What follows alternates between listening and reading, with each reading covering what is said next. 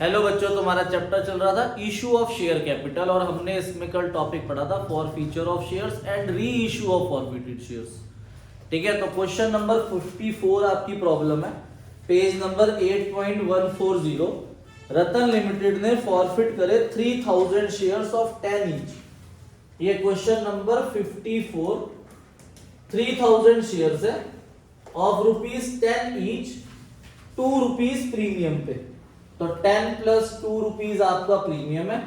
आगे लिखा है for non payment of first call ₹2 की फर्स्ट कॉल उसने पे नहीं करी एंड फाइनल कॉल ₹3 पर share was not yet made. Final की ₹3 आप मांग ही नहीं रहे, वो आप मांग ही नहीं रहे किसी से। तो ₹10 में से ₹5 अगर हम हटा दें तो इसका मतलब 5 इंक्लूडिंग प्रीमियम उसने पे कर दिया। और क्वेश्चन आगे कह रहा है कि आपने 2000 शेयर्स री इशू करे हैं, ₹10 पर शेयर फुल्ली पेड। ठीक है भाई, तो फॉर फ्यूचर की एंट्री देखो, मैंने आपको क्या बताया था, अगर प्रीमियम कंपनी को रिसीव हो चुका होता है तो फॉर फ्यूचर की एंट्री में सिक्योरिटी प्रीमियम रिजर्व नहीं आता।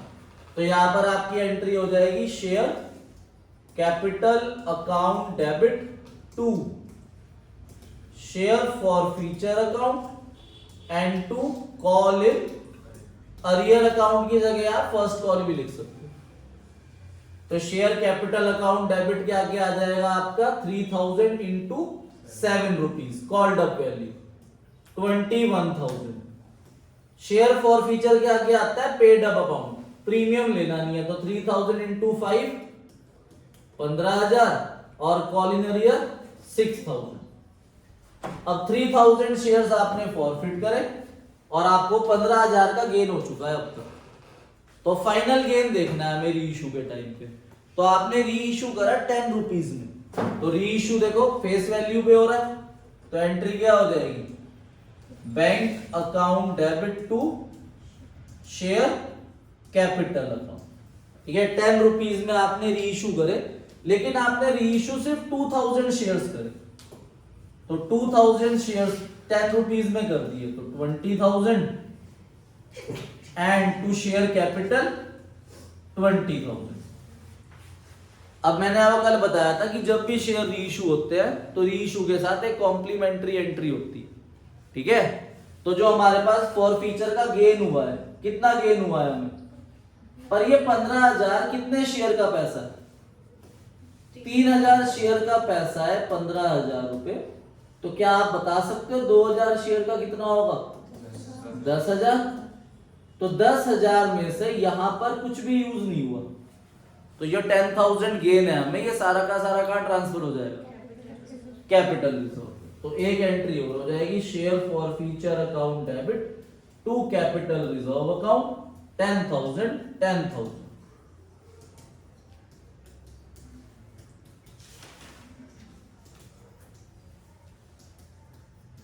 Share for future account debit to capital reserve account. ठीक है, नोट कर लो इसे। देखो क्वेश्चन 58 जो आपकी नेक्स्ट प्रॉब्लम है, जरा ध्यान से देखो, इधर देखो, पहले ना कंसेप्ट समझो। मान लो एक शेयर है ₹10 का शेयर है और ₹5 उसने पे नहीं करे, ₹5 उसने पे कर दिए। ठीक है, ₹5 उसने पे कर दिए और ₹5 उसने पे नहीं करे, तो उसके शेयर फॉरफिट कर लिए। अब एक बात बताओ, मान लो ये एक शेयर आप लोग ही हो, आप लोग ₹5 कमा चुके हो इस ₹10 में और ₹5 मैंने पे नहीं करे थे, तो आपने वो शेयर कैंसिल कर दिए। ठीक है, आ जाओ। ठीक है भाई, तो बाकी के ₹5 तो आप कमा चुके हो ना। अब आपको ये शेयर दोबारा री इशू करने हैं, तो आप कितने ₹, में इन शेयर्स को री इशू करोगे कि आपको कोई प्रॉफिट कोई लॉस ना हो, कि आप मैक्सिमम कितना रुपए में शेयर री इशू कर सकते हो कि आपको कोई प्रॉफिट कोई लॉस ना हो, ₹5 में ना, क्योंकि ₹10 में आप ₹5 पहले ही कमा चुके हो। अब आपके पास वो शेयर भी पूरा आ गया वापस। अब आप उसे ₹10 में बेच दोगे तो आपको 5 का फायदा हो जाएगा, है ना। अगर आप उसे ₹8 बेच दोगे तो आपको ₹3 का फायदा हो जाएगा। अगर आप उसे ₹7 बेच दोगे तो आपको ₹2 का फायदा हो जाएगा। जितना डिस्काउंट करते रहोगे इसमें से कम होता रहेगा वो 5 रुपए में से। तो आप उसे 4 रुपए में नहीं कर सकते भाई, 10 रुपए की चीज आप 4 रुपए में रीइश्यू नहीं कर सकते, क्योंकि आपको वरना कितने का लॉस होगा, 6 का। मैं अगर मैं 10 रुपए की चीज 4 रुपए में बेचूंगा तो मुझे कितना नुकसान होगा, और आप पहले कितने कमा चुके हो, तो आपको लॉस कितना हो जाएगा, तो वो नहीं हो सकता। ठीक है, शेयर्स को हम री इश्यू इतना सस्ता नहीं कर सकते कि जितना हमने पहले प्रॉफिट करा हुआ है अमाउंट। आई बात समझ में या नहीं आई? तो अब 5 रुपए आप अर्न कर चुके हो पहले ही, तो आप 5 रुपए मैक्सिमम डिस्काउंट दे सकते हो कि जितना पहले आप अर्न कर चुके हो। अब आओ क्वेश्चन 58 पे ध्यान से रीड करो। कह रहे determine the maximum permissible discount. अब आपको मैक्सिमम परमिसिबल डिस्काउंट बताना है और री इश्यू प्राइस बताना है कंपनी का हर एक केस में। पहला point, a share of ₹10 originally issued at par. ठीक है, 10 रुपीज में आपने शेयर ओरिजिनली इशू कर रखा था पार पे। ठीक है, 10 रुपीज का शेयर है, ओरिजिनली इशू हो रखा है पार पे, और एक शेयर है, अ शेयर मतलब। और क्वेश्चन आगे कह रहा है एप्लीकेशन अलॉटमेंट 5 वाज रिसीव। 5 रुपए एप्लीकेशन अलॉटमेंट में मिल गए और 5 रुपए नहीं मिले, तो आप इस एक शेयर पे कितने रुपए कमा चुके हो? पहले 5 रुपए कमा चुके हो ना। अबे ओ रिया, समझ आ रहा है? जब पूछ लियो, जो तू आई भी है ट्यूशन और तू यहाँ पे बैठ के चली जाए 1 घंटा ऐसे ही, पानी पीने आई थी, यहाँ पढ़ने आई थी ना, तो देख यहाँ पे क्या लिखा है, कितने का शेयर है और कितने रुपए वो दे चुका है, 5, तो कितने नहीं दिए, तो आप इस शेयर को दोबारा री इशू कर रहे हो, तो जितने आप पहले कमा चुके हो उतने का ही डिस्काउंट दे सकते हो। तो कितने कमा चुके हो आप पहले, तो कितने का डिस्काउंट दे सकते हो? आई बात समझ में? अब दूसरा केस पढ़ो, सेकंड, ये फर्स्ट था, सेकंड पढ़ो। अ शेयर 10 रुपीज, 10 रुपीज का शेयर है और सिक्योरिटी प्रीमियम कितना है, 1 रुपया सिक्योरिटी प्रीमियम है, तो 11 रुपए में आपने रीइश्यू करा, on which application allotment money including premium 5 receive हो गया, मतलब 4 + 1 वो दे चुका है, तो कितने नहीं दिए, 6 रुपीज। प्रीमियम तो लेना ही नहीं है, तो बताओ कितने आप कमा चुके हो पहले, 4, तो कितना डिस्काउंट दे सकते हो? जितना मिल चुका है उतना ही डिस्काउंट दे सकते हो। तो मैक्सिमम परमिसिबल डिस्काउंट कितना हो गया, तो 10 रुपए में 4 रुपए अगर मैं डिस्काउंट दूंगा तो बता कितने में री इशू करूंगा, तो री इशू प्राइस 6 रुपीज हो गया। अब थर्ड केस पढ़ो। अ शेयर 10 रुपीज ईच और 1 रुपीज प्रीमियम है, ठीक है, on which application allotment excluding premium 5 रुपए रिसीव हो गया। ठीक है, 5 रुपए आपको रिसीव हो गया, मतलब 5 रुपए + 1 आपको रिसीव नहीं हुआ, प्रीमियम तो लेना ही नहीं होता। बताओ कितना कमा चुके हम पहले, तो कितना डिस्काउंट हो गया मैक्सिमम परमिसिबल, 5। तो 10 रुपए में अगर 5 रुपए डिस्काउंट है तो बताओ कितने में रीइश्यू कर सकता हूं, 5। क्लियर है? तो क्वेश्चन 58 के बाद अगली प्रॉब्लम कौन सी थी? हाँ जी, तो अब बहुत ध्यान से हम नया टॉपिक शुरू कर रहे हैं और 99% चांस है डायरेक्ट क्वेश्चन आना एग्जाम में आपका 4 मार्क्स का।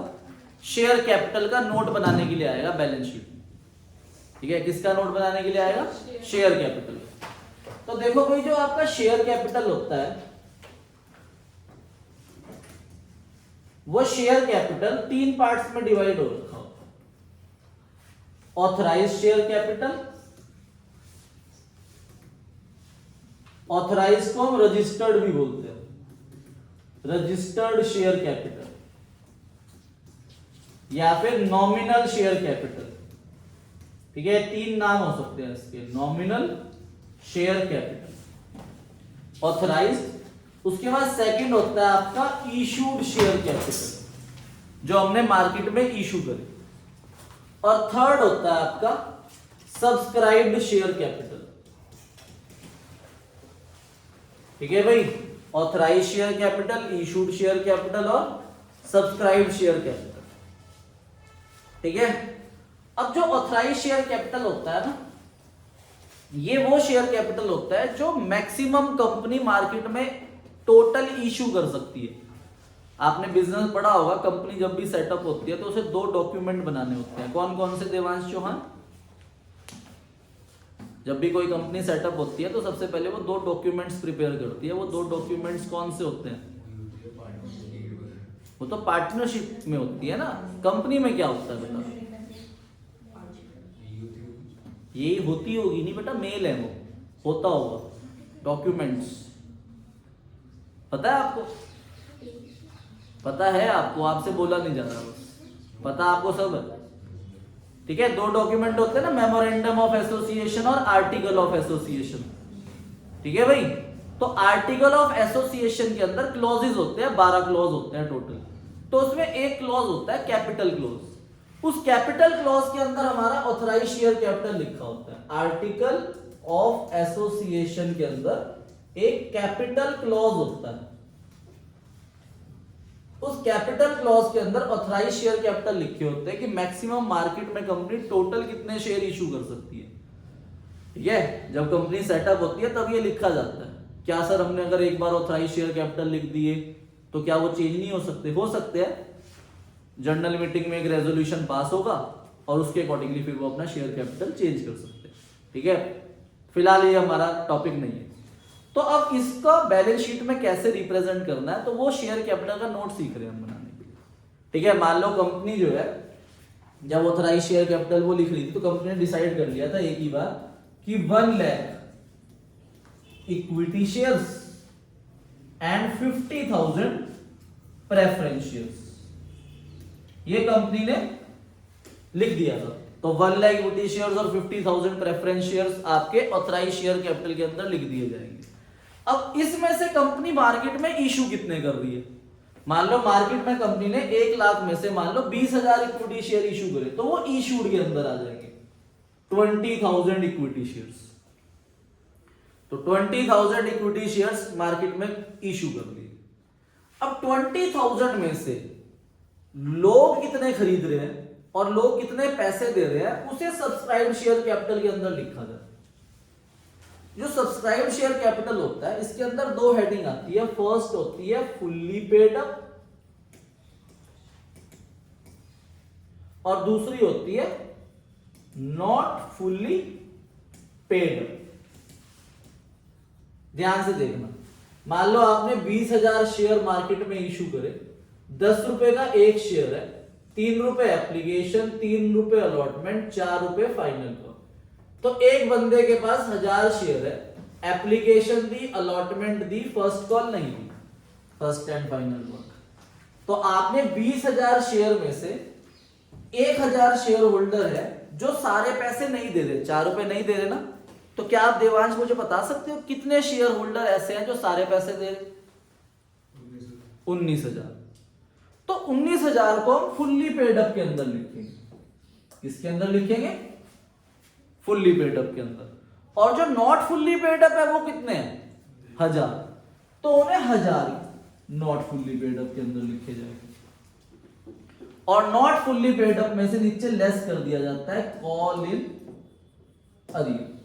समझ आ गया हेडिंग्स? ठीक है भाई, अब इसको प्रेजेंट कैसे करना है वो देखो भाई, क्वेश्चन यही है। ठीक है,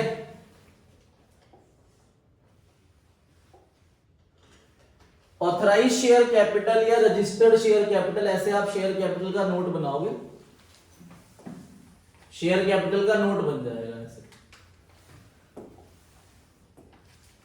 ठीक है भाई, particular amount authorise share capital ऐसे लिखोगे, फिर उसमें लिख दोगे 1 lakh equity share of rupees 10 each, 10 lakh rupees, 50,000 9% preference share of 10 each, 50,000 rupees, यहां टोटल कर दोगे उसका 15 लाख। फिर आएगा इशूड शेयर कैपिटल, कितने शेयर इशू करे थे? तो 20,000 equity share of 10 each, 2 lakh rupees आपने शेयर इशू कर दी। अब सब्सक्राइब्ड शेयर कैपिटल, 2 हेडिंग होगी, कौन सी? फुल्ली पेड अप और नॉट फुल्ली पेड अप। तो क्या क्वेश्चन था? 20,000 शेयर होल्डर में से 1000 शेयर्स जो है वो आपके फर्स्ट एंड फाइनल कॉल के 4 रुपए नहीं दे रहे, तो 20,000 में से 1,000 सारे पैसे नहीं दे रहे, तो कितनों ने सारे पैसे दिए? 19,000। तो फुल्ली पेड अप के अंदर आएंगे 19,000 इक्विटी शेयर ऑफ 10 ईच 1,90,000, और नॉट फुल्ली पेड अप में 1,000 इक्विटी शेयर ऑफ 10 ईच 10,000, और लेस कर दो कॉल इन एरियर 1,000 इंटू 4, तो 4,000 रुपीज माइनस हो जाएगा, तो यहां 6,000 आएगा, तो 1,96,000 रुपीज आपका शेयर कैपिटल है। ठीक है, समझ आ गया? नोट कर लो इसे। हाँ जी, समझ आ गया शेयर कैपिटल का नोट। अब देखो ये जो मैंने आपको समझाया, यहां पर मैंने आपको समझाया कॉल इन एरियर कि 20,000 में से 1,000 शेयर होल्डर है जो सारे पैसे नहीं दे रहे, और क्वेश्चन यहीं रुक रहा था। अगर क्वेश्चन में आगे लाइन लिखी आ गई हिज शेयर्स वर फॉरफिटेड, उसके शेयर क्या कर लिए, तो कॉल इन अरियर की जगह शेयर फॉरफीचर अकाउंट आता है, और शेयर फॉरफीचर ऐड होता है। याद है जब मैंने आपको कॉल इन अरियर का टॉपिक स्टार्ट कराया था, मैंने आपको बताया था call in arrear share capital में लास्ट में लेस होता है, ये वो है, और जो शेयर फॉरफीचर अकाउंट होता है वो सब्सक्राइब शेयर कैपिटल में लास्ट में ऐड हो जाता है। शेयर फॉरफीचर ऐड होना है। शेयर फॉरफीचर पे क्या आता है, टिक, जो उसने पेड कर दिया। ठीक है भाई, सब कुछ सेम रहना है। देखो इतना लिखा होगा अगर आप एग्जाम के अंदर तो 1 मार्क्स, इतने लिखा होगा तो 2 मार्क्स, बाकी ये 2 मार्क्स इसके होते हैं, 4 मार्क्स का क्वेश्चन आता है। तो अब शेयर फॉरफीचर समझो ध्यान से। ठीक है भाई, तो देखो भाई अब एग्जांपल लिया मैंने share capital, authorise share capital आपको 5 लाख दे रखे हैं, 5 lakh equity share of ₹10 each 50 lakh. इसमें से इशू करे आपने 1 lakh equity share of ₹10 each 10 lakh. अब जो 1 लाख शेयर आपने इशू करे, 10 रुपए फेस वैल्यू है, ध्यान से देखना, लास्ट के 2 रुपीज आप मांग ही नहीं रहे, फाइनल कॉल आपने मांगी ही नहीं। अगर आप फाइनल कॉल नहीं मांग रहे तो 10 रुपए में से आपने 2 रुपए किसी से भी नहीं मांगे, तो आपने मांगे कितने से, 8। तो क्या 1 लाख की जो शेयर है क्या उनसे आपने सारे पैसे मांगे? नहीं ना, कितने मांगे सिर्फ? तो इसका मतलब इसमें फुल्ली पेड अप आएगा ही नहीं। क्यों? क्योंकि कोई भी फुल्ली पेड अप नहीं है, सारे के सारे क्या है, नॉट फुल्ली पेड अप। तो नॉट फुल्ली पेड अप के अंदर 1 लाख है। अब उस 1 लाख में से एक शेयर होल्डर है, इसके पास 200 शेयर, 2,000 शेयर है, उसने फर्स्ट कॉल 3 रुपए नहीं दी। जब उसने फर्स्ट कॉल 3 रुपए नहीं दी तो उसके शेयर क्या कर लिए, अब लिखा आएगा शेयर्स फॉरफिट, और जब शेयर फॉरफिट हो जाएंगे तो कॉल इन अरियर नहीं आएगा, लास्ट में ऐड होगा शेयर फॉरफीचर अकाउंट। ठीक है, 98,000 शेयर्स हैं, नंबर ऑफ शेयर कम हो जाएंगे, 1 लाख शेयर थे, 2,000 शेयर क्या कर लिए, फॉरफिट, तो अब नंबर ऑफ शेयर कितने रह गए, तो 98,000 equity share of 10 each 8 called up, 8 मंगाया सिर्फ अभी, तो 7,84,000 कॉल इन एरियर है नहीं क्योंकि शेयर फॉरफिट कर लिए। शेयर फॉरफीचर अकाउंट के आगे टिक आता है, तो 2,000 इंटू 6 कितना हो गया, 12,000, वो 12,000 ऐड हो जाएगा। ठीक है भाई, शेयर फॉरफीचर क्या होता है, ऐड होता है। तो ये आपका बैलेंस शीट का टॉपिक था, ये आपका होमवर्क है, नोट कर लो। PE 13 पेज पे है, लास्ट में स्कैनर में। फुल्ली पेड अप में तो आएगा ना, फुल्ली पेड अप में नहीं आएगा। क्यों? क्योंकि किससे भी सारे पैसे मांगे ही नहीं। यहां पर जो था पिछला, इसमें 20,000 शेयर से सारे पैसे मांग रहे थे आप, इसलिए फुल्ली पेड अप में आया था। यहां पर 1 लाख शेयर से आपने किसी से भी सारे पैसे नहीं मांगे, इसलिए फुल्ली पेड अप आएंगे।